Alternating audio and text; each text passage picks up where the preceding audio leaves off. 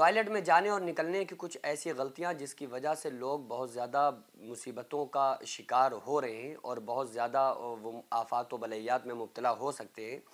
کیونکہ جو آداب ہیں ٹوائلٹ میں جانے کے، نکلنے کے اور لیٹرنگ کرنے کے، یہ قضائے حاجت کے جو آداب ہیں ہم ان سے بہت دور جا چکے ہیں، اور آقا علیہ الصلوۃ والسلام کی جو احادیث کا مفہوم ہے تو اس کو فالو نہ کرنے کی وجہ سے جو سنتیں اور آداب ہیں ہم بربادی کی طرف جا رہے ہیں، لیکن پھر بھی ہمارا دھیان اس کی طرف نہیں ہے۔ آقا علیہ الصلوۃ والسلام کی حدیث کا مفہوم ہے کہ جب کوئی بندہ ٹوائلٹ میں جاتا ہے، دعا نہیں پڑھتا ہے، تو جو ٹوائلٹ چونکہ خبیث اور شریر جناتوں کا مسکن ہوا کرتا ہے، تو وہ خبیث وغیرہ اور گندی روحیں جو ہوتی ہیں وہ انسان کی شرمگاہ کو دیکھتی ہیں، اور ان شیاطین اور انسان کے بیچ میں کوئی پردہ حائل نہیں ہوتا ہے۔ لیکن ایک ہی کنڈیشن ہے کہ آپ ان سے اپنی شرمگاہ کو چھپا سکتے ہیں، وہ یہ کہ آپ جب ٹوائلٹ میں داخل ہوں تو دعا پڑھ کے داخل ہوں۔ دعا کون سی ہے؟ اللہم انی اعوذ بک من الخبث والخبائث۔ یہ دعا پڑھ کے آپ الٹا پیر رکھ کے ٹوائلٹ کے اندر داخل ہوں، یہ ایک پہلا طریقہ ہے۔ اس کے علاوہ کچھ چیزیں ہیں، جیسے کچھ لوگ ننگے سر جاتے ہیں ٹوائلٹ میں، قضائے حاجت کے لیے جا رہے ہیں، باتھ روم میں جا رہے ہیں تو ننگے سر جا رہے ہیں، تو اس تعلق سے بھی آقا علیہ الصلوۃ والسلام کی حدیث ہے، حضرت عائشہ صدیقہ رضی اللہ تعالیٰ عنہا فرماتی ہیں کہ جب نبی اکرم صلی اللہ علیہ وآلہ وسلم بیت الخلاء میں داخل ہوتے تھے تو اپنے سر کو ڈھانپ لیا کرتے تھے۔ یہ بہقی کے اندر حدیث شریف موجود ہے۔ اس کے علاوہ کچھ لوگ کیا غلطی کرتے ہیں کہ وہ ٹوائلٹ کرتے ہیں تو اس کی طرف دیکھتے ہیں، تو اس کو دیکھنے سے بھی منع کیا گیا ہے، اور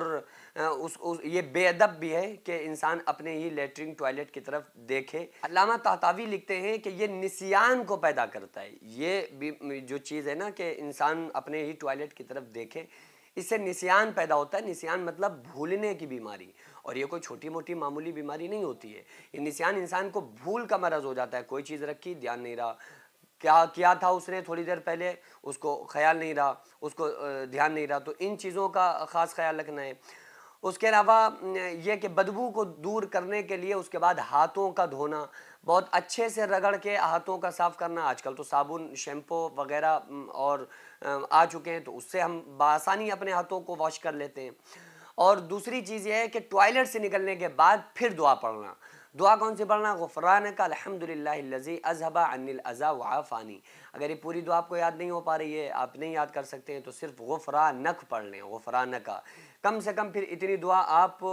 جب تک یاد کر لیں جب تک پوری دعا آپ کو یاد نہیں ہو رہی ہے۔ اس کے علاوہ ٹھہرے ہوئے پانی میں پیشاب نہیں کرنا چاہیے۔ اگر آپ کہیں الگ جگہ پہ جنگل میں آپ پیشاب کر رہے ہیں تو آپ کو یہ غور کرنا چاہیے کہ اگر کوئی تالاب ہے،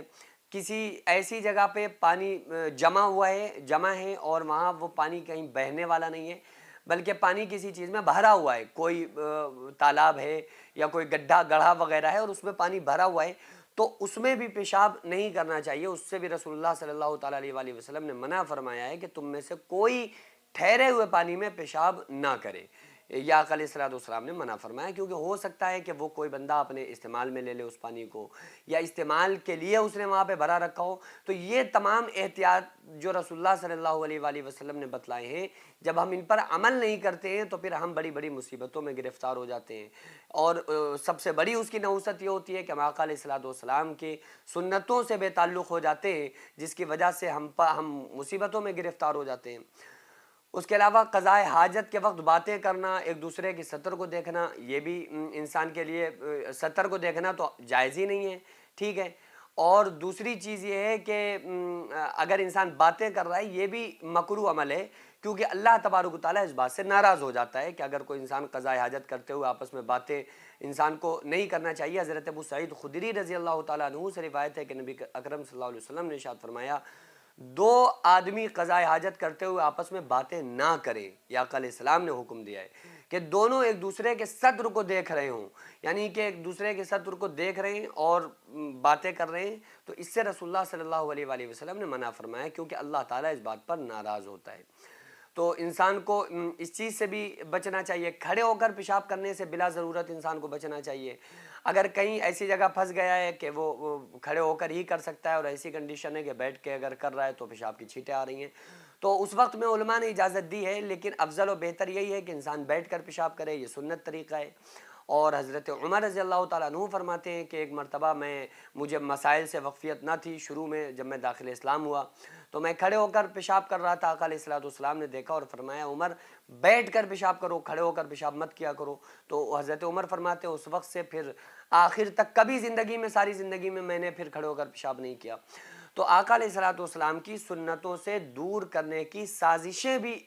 چل رہی ہیں کہ ہمیں آقا علیہ الصلوۃ والسلام کے سنتوں سے دور کر دیا جائے۔ بیٹھ کر پیشاب انسان کو کرنا سنت ہے، کھڑے ہو کر فیشن بن گیا ہے۔ تو لوگوں کی سازشیں بھی، کچھ لوگوں کی یہی رہتی ہیں، انگریزوں کی سازشیں بھی شروع سے یہی رہی ہیں کہ مسلمانوں کو ان کے نبی صلی اللہ علیہ وآلہ وسلم کی سنت سے دور کر دیا جائے تاکہ ان کو اپنے یعنی کہ اپنے مذہب میں رہنا ان کو مشکل لگنے لگے کہ بھائی ہمارے مذہب میں تو بڑی مشکلات ہیں، بڑی مشکلیں، جبکہ آسانیاں ہیں مذہب میں، آسانیاں ہیں، لیکن وہ دور کے اعتبار سے وہ ان چیزوں کو ڈیولپ کر کے کوشش یہ اپنی کر رہے ہیں، اور ان کی کوششیں ہم کو اس لیے ناکام کر رہے ہیں کیونکہ رسول اللہ صلی اللہ تعالیٰ علیہ وآلہ وسلم کے طریقوں سے اگر کوئی الگ تھلگ ہمیں بات بتاتا ہے تو ہم اس بات پر عمل نہیں کرتے ہیں۔ تو اس لیے اگر کوئی ایسی کنڈیشن ہو تو علماء نے کھڑے ہو کر اجازت بھی دی ہے۔ رسول اللہ صلی اللہ علیہ وآلہ وسلم کی ایک مرتبہ کا واقعہ بھی ہے کہ آپ صلی اللہ علیہ وسلم نے اس کو کھڑے ہو کر پیشاب کرنے کو امت کے لیے جائز کر دیا،